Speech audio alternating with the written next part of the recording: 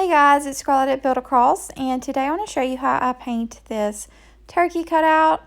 I'm going to be using all Dixie Belle chalk paint colors, which can be purchased on our website, buildacross.com. I'm using putty and a number 12 flat for his body and kind of making like a bowling ball shape. Then I'm going to go in and paint my feathers in rustic red, terracotta, and kernel mustard. Following that, I'm going to use those same colors to highlight each of my feathers. And I'll just use like a number 4 round for this highlighting.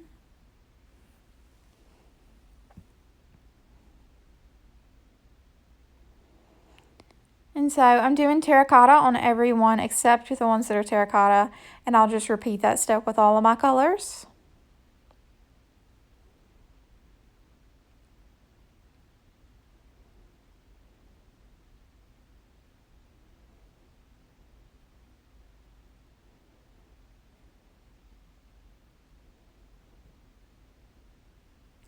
I'm also going to use the terracotta and kernel mustard color.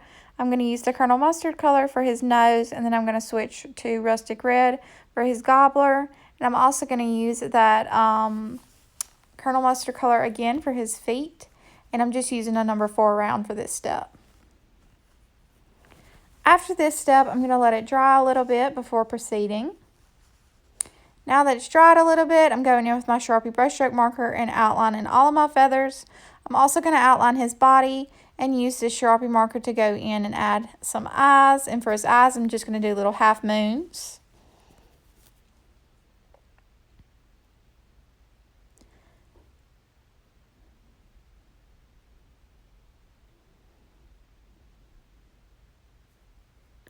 I'm also going to use a Sharpie marker to go in and add some little hands. And then I'm going to go in with a number 4 round in the color cotton, and I'm going to highlight everything just to soften and brighten it up. And then that will complete my project. I hope you guys enjoyed this video and have a great day.